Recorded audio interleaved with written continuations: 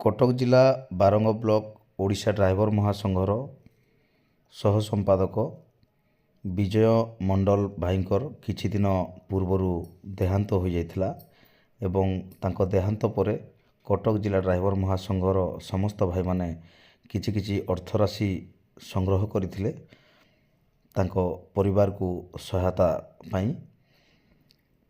ଏବଂ କଲେକ୍ସନ୍ ରାଶି 1,68,000 ପହଞ୍ଚିଥିଲା। ପରବର୍ତ୍ତୀ ମୁହୂର୍ତ୍ତରେ କଟକ ଜିଲ୍ଲା ତରଫରୁ ଏକ ସୁନ୍ଦର ପଦକ୍ଷେପ ନିଆଯାଇଥିଲା, ଯାହାକି 1,68,000 ମଧ୍ୟରୁ 1,48,000 ବିଜୟ ଭାଇଙ୍କର ଏକମାତ୍ର ଝିଅ ତାଙ୍କ ନାଁରେ ସୁକନ୍ୟା ଯୋଜନାରେ ପୋଷ୍ଟାଲରେ ଫିକ୍ସ ମରାଯାଇଥିଲା ଏବଂ ବଳକା 16,000 ଖର୍ଚ୍ଚା ପାଇଁ ବିଜୟ ଭାଇଙ୍କ ଧର୍ମପତ୍ନୀଙ୍କ ହାତରେ ଅର୍ପଣ କରାଯାଇଥିଲା। ତ ନିହାତି ହିସାବରେ କଟକ ଜିଲ୍ଲା ଡ୍ରାଇଭର ମହାସଂଘର ଏହା ଏକ ସୁନ୍ଦର ପଦକ୍ଷେପ ତାଙ୍କ ଝିଅର ଭବିଷ୍ୟତ ପାଇଁ। ଝାଡ଼ଖଣ୍ଡ ରାଜ୍ୟର ଚାଇଁବସା ଠାରୁ କୋଇଡ଼ାକୁ ଗାଡ଼ି ନେଇ ଆସୁଥିବା ଜଣେ ଡ୍ରାଇଭର ଭାଇ କେନ୍ଦୁଝର ଜିଲ୍ଲା ଯୋଡ଼ା ବ୍ଲକ ଅନ୍ତର୍ଗତ ଭଦ୍ରାସାହି ନିକଟରେ ତାଙ୍କ ଗାଡ଼ିଟି କିଛି ସମସ୍ୟା ଦେଖା ଦେଇଥିଲା, ଡାଇନାମା ପ୍ରୋବ୍ଲେମ୍ ଯାହା ରହିଥିଲା। ତ ସେ ସାହାଯ୍ୟ ସହଯୋଗ ପାଇଁ ଓଡ଼ିଶା ଡ୍ରାଇଭର ମହାସଂଘକୁ ଅନୁରୋଧ କରିଥିଲେ ଏବଂ ପରବର୍ତ୍ତୀ ମୁହୂର୍ତ୍ତରେ ଯୋଡ଼ା ବ୍ଲକର ଭାଇମାନେ ପହଞ୍ଚି ଭାଇଙ୍କୁ ସାହାଯ୍ୟ ସହଯୋଗ କରିଥିଲେ ଏବଂ ମିସ୍ତ୍ରୀକୁ ଡାକି ଗାଡ଼ିଟିକୁ ଠିକ୍ କରାଯାଇଥିଲା। ସୁବର୍ଣ୍ଣପୁର ଜିଲ୍ଲା ଉଲୁଣ୍ଡା ବ୍ଲକର ମହଦା ଗ୍ରାମ ପଞ୍ଚାୟତର ଲାଲଚାନ୍ଦ ଭାଇ, ଯିଏକି ସଂଘରେ ଜଣେ ଆକ୍ଟିଭ ସଦସ୍ୟ ଥିଲେ ଏବଂ ଗତକାଲି ତାଙ୍କର ଦେହାନ୍ତ ହୋଇଯାଇଥିଲା। ଦେହାନ୍ତ ପରେ ଓଡ଼ିଶା ଡ୍ରାଇଭର ମହାସଂଘ ଉଲୁଣ୍ଡା ବ୍ଲକର ସମସ୍ତ ଭାଇମାନେ ତାଙ୍କ ଘରେ ପହଞ୍ଚିଥିଲେ ଏବଂ ତାଙ୍କ ମର ଶରୀରକୁ ମଶାଣି ପର୍ଯ୍ୟନ୍ତ ନେଇ ତାଙ୍କର ଶେଷକୃତ ସମ୍ପନ୍ନ କରିଥିଲେ ଏବଂ ତାଙ୍କର ଅମର ଆତ୍ମାର ସଦ୍ଗତି ନିମନ୍ତେ ଭଗବାନଙ୍କ ନିକଟରେ ପ୍ରାର୍ଥନା କରିଥିଲେ। କଟକ ଜିଲ୍ଲା ଆଠଗଡ଼ ବ୍ଲକ ଖୁଣ୍ଟୁଣି ପଞ୍ଚାୟତର ଜଣେ ଭାଇ ଗାଡ଼ି ନେଇ ଯାଉଥିବା ସମୟରେ କେନ୍ଦୁଝର ଜିଲ୍ଲା ଝୁମ୍ପୁରା ବ୍ଲକ ପଳାଶପନ୍ଦାଠାରେ ତାଙ୍କ ଗାଡ଼ିଟି ବ୍ରେକ୍ଡାଉନ୍ ହୋଇଯାଇଥିଲା, ଯାହାକି ଷ୍ଟାର୍ଟିଂ ପ୍ରୋବ୍ଲେମ୍ ଥିଲା ଏବଂ ସେ ଓଡ଼ିଶା ଡ୍ରାଇଭର ମହାସଂଘକୁ ସାହାଯ୍ୟ ସହଯୋଗ ମାଗିଥିଲେ ଏବଂ ଓଡ଼ିଶା ଡ୍ରାଇଭର ମହାସଂଘର ଭାଇମାନେ ପହଞ୍ଚିବା ପୂର୍ବରୁ ଗାଡ଼ି ନେଇଯାଉଥିବା ଜଗତସିଂହପୁର ଜିଲ୍ଲା ଡ୍ରାଇଭର ମହାସଂଘର ଜଣେ ଭାଇ ତାଙ୍କୁ ଦେଖିଥିଲେ ଏବଂ ତାଙ୍କୁ ସାହାଯ୍ୟ ମଧ୍ୟ କରିଥିଲେ, ତାଙ୍କ ବ୍ୟାଟେରୀ ଦେଇଥିଲେ, ଯାହାଦ୍ୱାରା କି ତାଙ୍କ ଗାଡ଼ିଟି ଷ୍ଟାର୍ଟ ହୋଇପାରିଥିଲା। ତ ନିହାତି ଭାବରେ ବର୍ଦ୍ଦି ପିନ୍ଧି ଭାଇ ଥିବାରୁ ମହାସଂଘ ପହଞ୍ଚିବା ପୂର୍ବରୁ ମଧ୍ୟ ମହାସଂଘର ଭାଇ ପହଞ୍ଚିକି ଅନ୍ୟ ଜିଲ୍ଲାର ଭାଇ ତାଙ୍କୁ ସାହାଯ୍ୟ ସହଯୋଗ ଯୋଗାଇ ଦେଇଥିଲେ। ବରଗଡ଼ ଜିଲ୍ଲା ବରପାଲି ବ୍ଲକ କୁମ୍ଭାରୀ ଜିପିର ଜଣେ ଭାଇ ଗାଡ଼ି ନେଇ ଯାଇଥିବା ସମୟରେ ଗଞ୍ଜାମ ଜିଲ୍ଲା କୁକୁଡ଼ାଖଣ୍ଡିଠାରେ ତାଙ୍କ ଗାଡ଼ି ବ୍ରେକ୍ଡାଉନ୍ ହୋଇଯାଇଥିଲା ଏବଂ ସେ ମଧ୍ୟ ସାହାଯ୍ୟ ସହଯୋଗ ପାଇଁ ଓଡ଼ିଶା ଡ୍ରାଇଭର ମହାସଂଘକୁ ଅନୁରୋଧ କରିଥିଲେ ଏବଂ ଓଡ଼ିଶା ଡ୍ରାଇଭର ମହାସଂଘ କୁକୁଡ଼ାଖଣ୍ଡିର ଭାଇମାନେ ପରବର୍ତ୍ତୀ ମୁହୂର୍ତ୍ତରେ ପହଞ୍ଚିଥିଲେ, ମିସ୍ତ୍ରୀ ନେଇ ପହଞ୍ଚିଥିଲେ ଏବଂ ଭାଇଙ୍କର ଯାହା କିଛି ବି ସମସ୍ୟା ଥିଲା ତା'ର ସମାଧାନ କରିଥିଲେ ଏବଂ ଭାଇଙ୍କ ଗାଡ଼ିଟିକୁ ଠିକ୍ କରିଦେଇଥିଲେ। କେନ୍ଦ୍ରାପଡ଼ା ଜିଲ୍ଲା ପଟାମୁଣ୍ଡେଇ ବ୍ଲକର ଜଣେ ଭାଇ କେନ୍ଦ୍ରାପଡ଼ା ସଦର ମେଡ଼ିକାଲରେ ଚିକିତ୍ସିତ ହେଉଥିଲେ ଏବଂ ତାଙ୍କୁ 4ଟି ବ୍ଲଡ଼ର ଆବଶ୍ୟକତା ପଡ଼ିଥିଲା। ତ ସେ ଅନୁରୋଧ କରିଥିଲେ ଓଡ଼ିଶା ଡ୍ରାଇଭର ମହାସଂଘକୁ। ପରବର୍ତ୍ତୀ ମୁହୂର୍ତ୍ତରେ କେନ୍ଦ୍ରାପଡ଼ା ସଦରର ଭାଇମାନେ ପହଞ୍ଚିଥିଲେ ଏବଂ ତାଙ୍କୁ 2ଟି ବ୍ଲଡ଼ର ଆରେଞ୍ଜମେଣ୍ଟ କରିଦେଇଥିଲେ ଏବଂ ଫେରିବା ବେଳେ ପରବର୍ତ୍ତୀ ମୁହୂର୍ତ୍ତରେ ଦେଖିଲେ ଜଣେ ବୃଦ୍ଧା ବ୍ୟକ୍ତି ଯିଏକି ହତାଶ ହୋଇକି ବସିଥିଲେ ଏବଂ ଓଡ଼ିଶା ଡ୍ରାଇଭର ମହାସଂଘର ସଦସ୍ୟ ଭାଇମାନଙ୍କୁ ଦେଖି ସେ ଯେମିତି ଚଞ୍ଚଳତାର ସହିତ ଭାଇମାନଙ୍କୁ ଧାଇଁ ଆସି କହିଥିଲେ ଯେ ଭାଇମାନେ ମୋତେ ବି ଗୋଟେ ବ୍ଲଡ଼ ଦିଅନ୍ତୁ, ମୋ ସ୍ତ୍ରୀ ମଧ୍ୟ ମେଡ଼ିକାଲରେ ଚିକିତ୍ସିତ ହେଉଛନ୍ତି।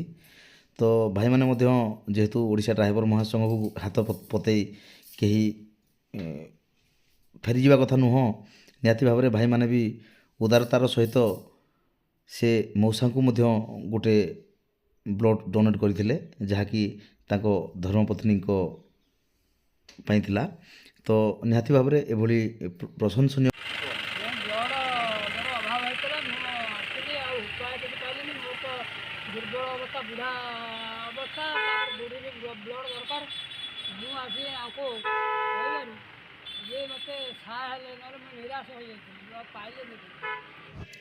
କେନ୍ଦୁଝର ଜିଲ୍ଲା ହରିଚନ୍ଦନପୁର ବ୍ଲକର ଜଣେ ଭାଇ କଟକ ଅଭିମୁଖେ ଯାଇଥିଲେ ଏବଂ କଟକ ପୁରୁଣା ମାଲଗୋଦାମ ପାଖରେ ତାଙ୍କ ଗାଡ଼ିଟି କିଛି ସମସ୍ୟା ହେଇଥିଲା ଏବଂ ସେ ଓଡ଼ିଶା ଡ୍ରାଇଭର ମହାସଂଘକୁ ଅନୁରୋଧ କରିଥିଲେ ସହଯୋଗ ପାଇଁ।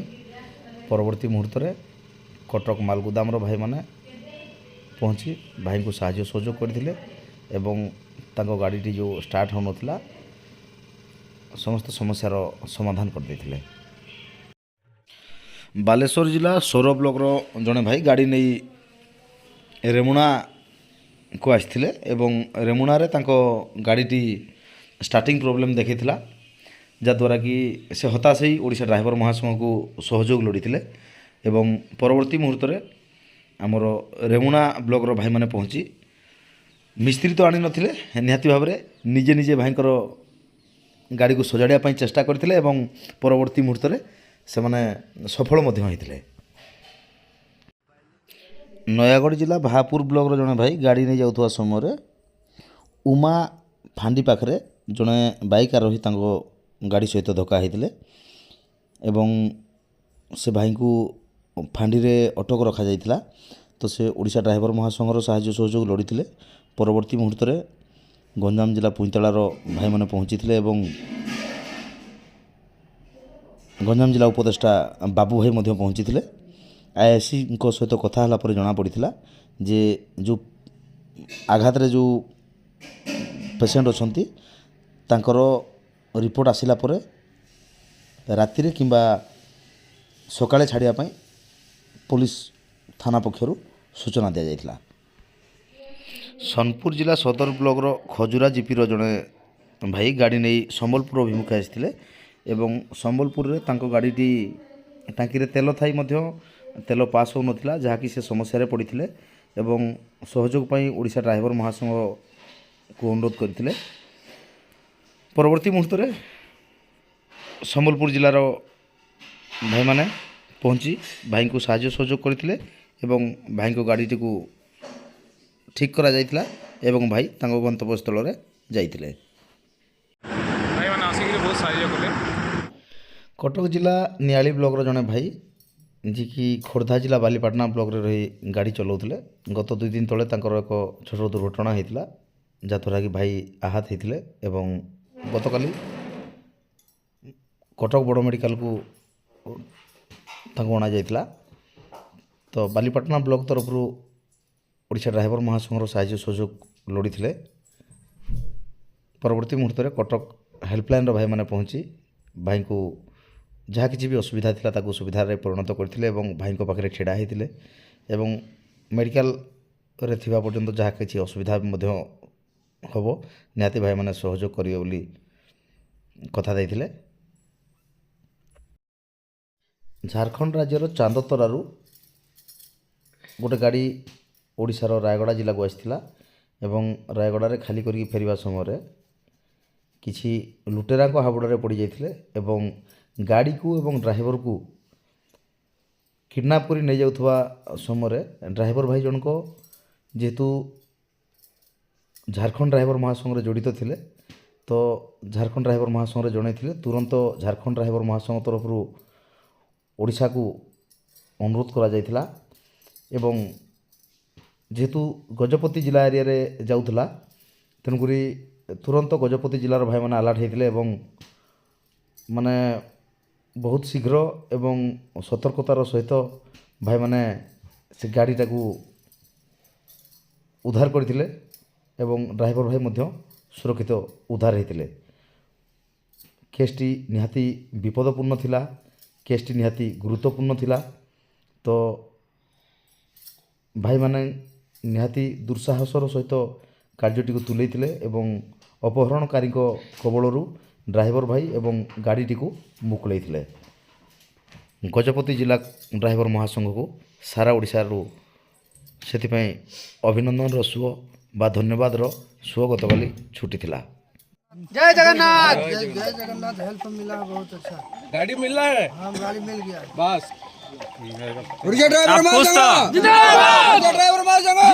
ପ୍ରତିଦିନ ଡ୍ରାଇଭର ମହାସଂଘର ଟେକ୍ନିକ୍ ଖବର ପାଇବା ପାଇଁ ମହାସଂଘ ଅପଡେଟ୍ ଚ୍ୟାନେଲକୁ ସବସ୍କ୍ରାଇବ୍ କରନ୍ତୁ।